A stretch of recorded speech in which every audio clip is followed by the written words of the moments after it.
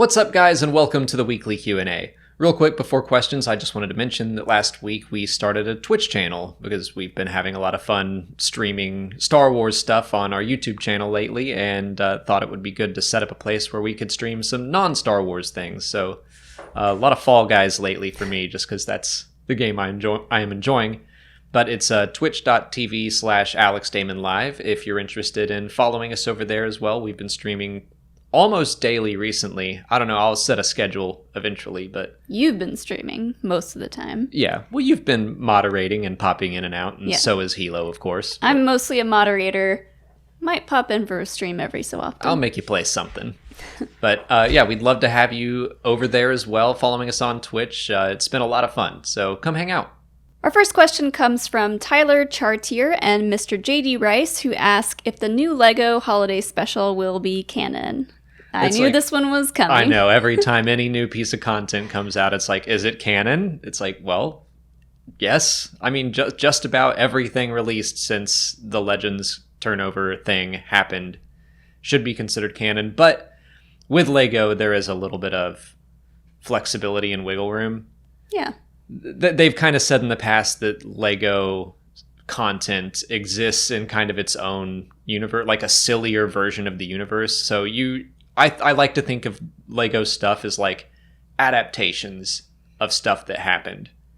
So does Poe Dameron's holiday BB-8 sweater exist in Star Wars? I would love for it to. Probably not. Like, it's just a little jokey thing. But yeah. Did Poe and Rey and Rose and Finn take Chewbacca back to Kashyyyk for Life Day? Yeah, sure. Like that. I think the broad strokes will be canon. Yeah, and it sounds like Rey is going to go on some kind of spiritual journey or have like a vision or something Force related is going to happen, and we'll be able to see a bunch of familiar characters. But I don't think that means time travel is a thing in Star Wars. Right. Like, not any more than the World Between Worlds made it, which still is not like time travel. Yeah. But yeah, like it's a LEGO holiday special. Like, even if it weren't LEGO, it's a holiday special. So like already just be prepared for silliness and goofiness. Like, I saw someone on Reddit say this and I thought it was funny. Like, this is a win-win. Either we're going to get something really fun, some really fun Star Wars content, or it'll be terrible and we'll just meme it. Like, it's going to be fun for Star Wars fans either way. Yeah. I don't think it will be terrible, but yeah, I don't know. It's just every time something new comes out, well, is it canon? Like, at this point, it shouldn't matter. Like, that shouldn't be your first thought, I guess. Just have, like, it's LEGO holiday special. Just have fun. Yeah. Sooner Thrawn wants to know if we'll get a trailer for The Mandalorian or the Rebels sequel series during the week that was supposed to be Celebration. I really hope we get something. Like, I'm expecting the Mandalorian one for sure. I think, yeah, we should get a Mandalorian trailer by the end of the month. That makes sense to me because we're within 2 months of it coming out. It's supposed to come out in October. They're probably going to do 2 trailers, like a teaser and then a full trailer in September to build hype. So it's time for them to start building hype. If it happens all like when it was supposed to, it's Celebration, I don't know. I did read that like Filoni and Favreau are both going to be panelists on some thing that Deadline is hosting, I think, this Sunday. So there's a chance for that. I haven't heard anything about when this is going to be, but I'm going to be paying attention this Sunday. Yeah. If they just release a teaser, I'm going to be just like so on edge. Like, it makes sense for them to do a teaser and then a trailer, but like you'd think the teaser would be out already. Yeah. And we'd be waiting for the full trailer, but I don't know. I'm sure TV marketing works different. Like movie marketing, they start at months in advance unless you're Solo. That was still months, but not enough. TV, it seems like 2 or so months before is when you get your first trailer. I think that's kind of how Rebels worked. Mm-hmm. And obviously, like, they were going to do a trailer of some sort at Celebration. So I have to imagine they have something ready. I would kind of like it to be that celebration weekend, just so we can all pretend for a little bit that, yeah, like, yay, Star Wars news, let's celebrate. Yeah. And then as for the Rebels sequel series, none of that's been confirmed. Yeah. So maybe we'll get an announcement of a full confirmation from Lucasfilm. Right. I wouldn't expect a trailer or anything for that. Announcement has to happen first. Maybe an image. Yeah, maybe. Like, it'll be a logo. It'll be something, if they were to talk about it soon, it'll be something along the lines of the Bad Batch announcement, where you get a logo and a little tease of what the show's going to be about. But yeah, I'm not expecting anything major for that. Ooh, do you think we'll get a Bad Batch trailer? That'd be interesting. Teaser? Maybe. It's supposed to come out next year, so that could mean early, it could mean late, I don't know. I would guess we'll see. Earlier. If we're thinking that they're trying to space content out, and if the Rebel sequel series is real, I would think that might come out later like next year, and so Bad Batch would probably be earlier. So yeah, maybe we'd get a Bad Batch clip or something. Cage's Pits asks what the plot of the Cassian Andor series could possibly revolve around. When I think of the Cassian series, I go immediately to Cassian telling Jyn, like, everyone here behind me that wants to go to Scarif, like, we've all done terrible things in the name of the rebellion, and we need all that to count for something. So I kind of think that that's the focus for the character work. We're going to follow Cassian around as he does some not so great things. Yeah, do you want to see those terrible things? Kind of. I mean, I liked when he shoots Tivik in the back. That's a big, like, oh damn moment. You're not used to seeing the good guys act that way, but I think that's something really interesting to explore, especially you got Mon Mothma. She's already confirmed. I think Saw Gerrera would be great to keep him in, because by Rogue One, there's a rift between Saw and the Rebellion. Mm-hmm. So seeing them butt heads more and exploring the idea of, like, okay, well, how far is too far when we're trying to fight oppression? Yeah, I hope that we get to see the very early development of Rebel intelligence. Yeah. Because that's Cassian's kind of rank. It's his division. But yeah, like General Draven is also like a kind of shifty guy who's like, yeah, we're going to assassinate Kalen Erso. And I think there's a lot of stuff that would be interesting to follow through there. Just where do you draw the line between standing up for what's right, but I don't know, taking it too far. Mm-hmm. And that's why there was the rift between Saw and Mon Mothma. And we see a little bit about that in Star Wars Rebels, but yeah, I think we could also possibly see things like Cassian meeting K2 for the first time. Yes, I hope to see that. See, that's interesting, though, because they did that in a comic. And would they just adapt the comic? Or would they do their own thing? Like, that's an interesting choice for them to make. And on the one hand, I wasn't a big fan of the comic, so I'd be fine with them overwriting it, but it's also just they're introducing an element of, like, okay, now there are definitely tiers of canon going on where a TV show takes precedence over a comic and over a book, and I don't know, they're going to have to figure that out if they were to visit that story. Do you think we'll see Radis? Oh yeah, like in my mind, anyone that was in Rogue One is fair game for this show. Chopper, Hera. Oh, now Chopper would be great. I mean, they have the model. Hera feels a little more difficult, and also she didn't really join up with the rebellion. There is that. They didn't join up with the rebellion until later. Mm-hmm.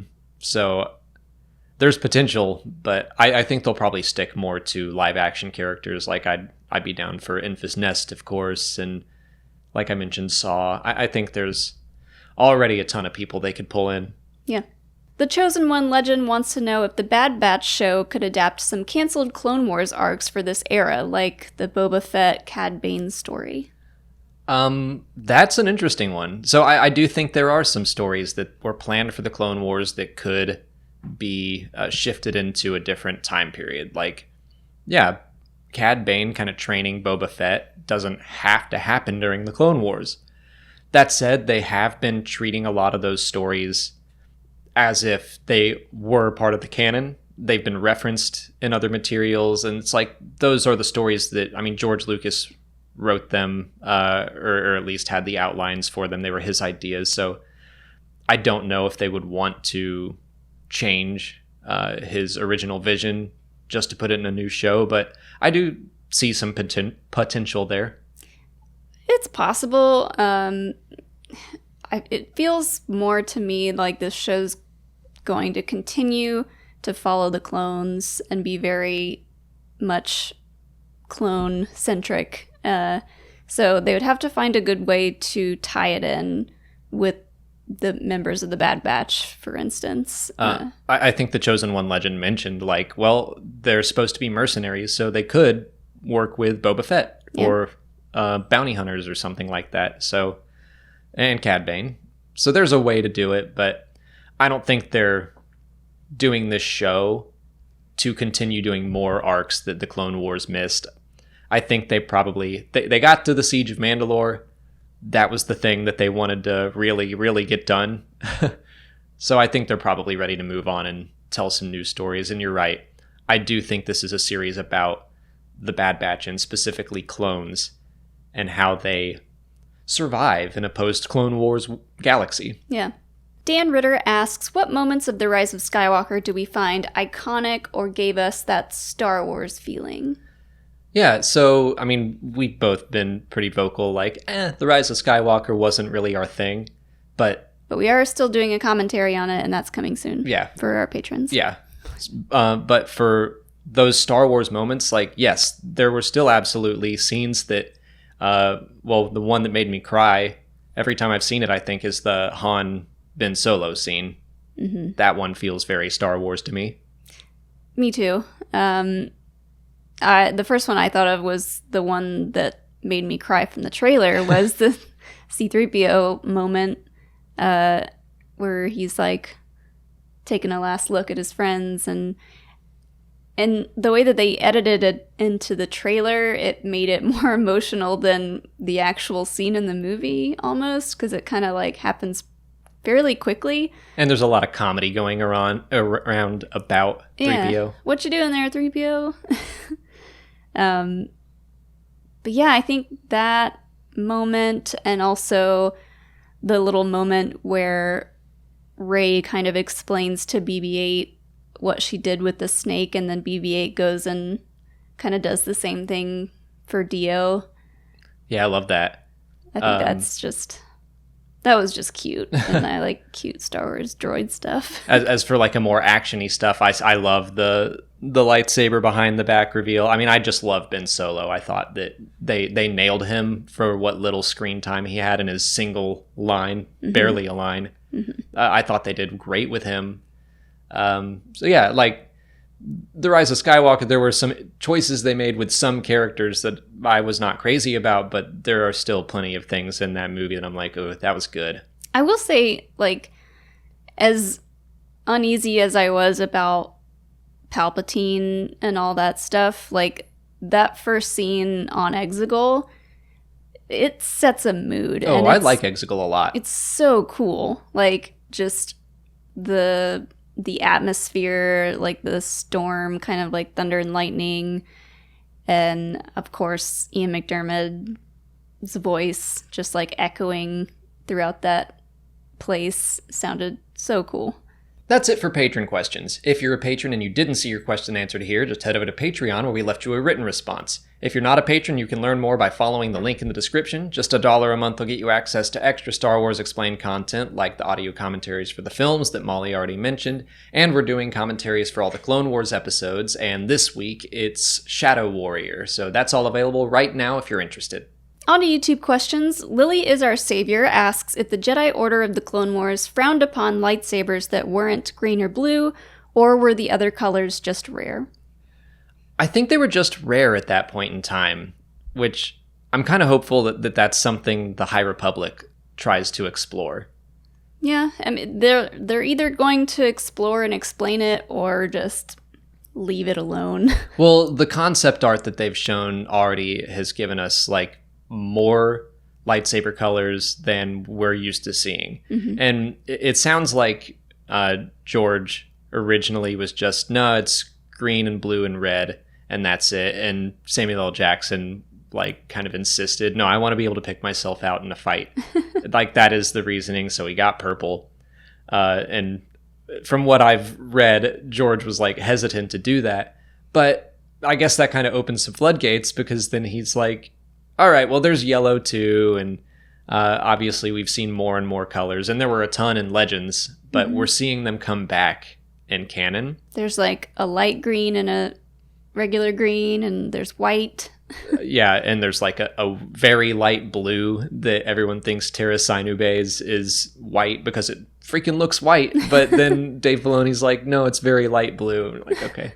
But in the High Republic, I'm like, maybe that just says something about the mindset of the Jedi. Mm-hmm. And when they go to Ilum in the Clone Wars, I don't know, maybe there's a reason, like a mental or force-based reason, that only green and blue tend to show up, and then like occasionally you'll get a purple or your yellow, and then in Fallen Order there's orange and magenta and lots of different choices. So I'll be interested to see if we learn more about that in the High Republic, if there's a reason that they seem to have a greater variety.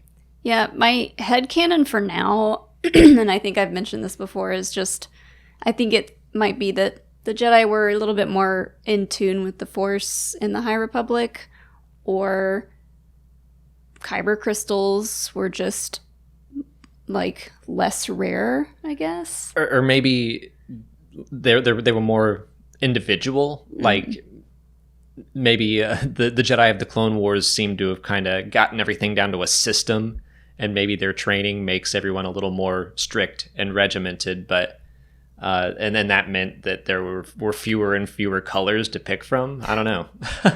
We'll see, I guess. Taco Bowler wants to know if Luke ever went to Mos Espa to see the pod races, and would he have heard Anakin's name?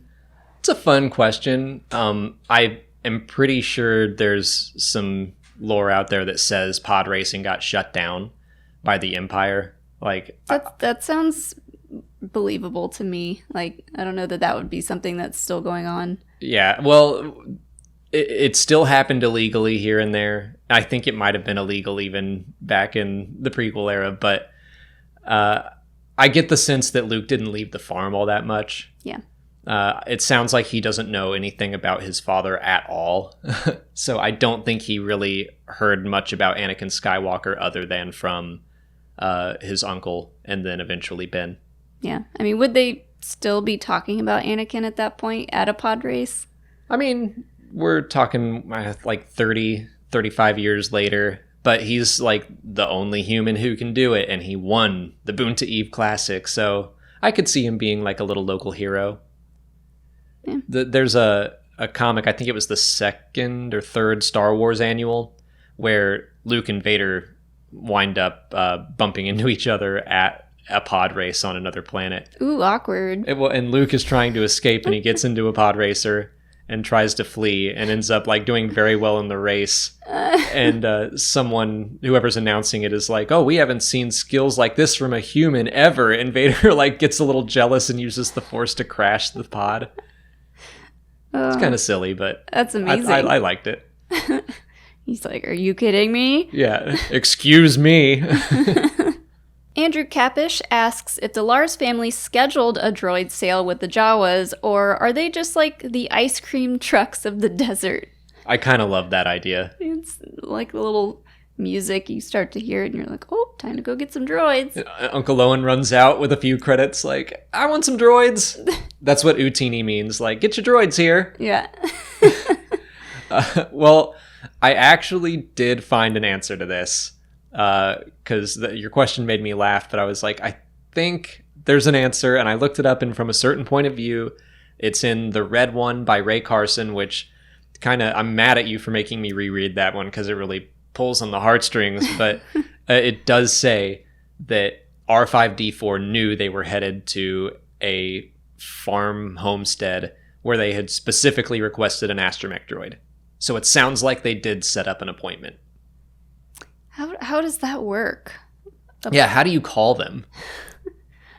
I guess they just have places that they sit around. I mean, Anakin was able to go off in his swoop bike in episode 2 and just find a bunch of Jawas, so... Maybe they're just hanging out at Tashi Station and you can be like, hey, come by my place on this day. That makes sense. I mean, we saw them in Mos Eisley. They're kind of all over Tatooine, so they probably have a little Jawa network.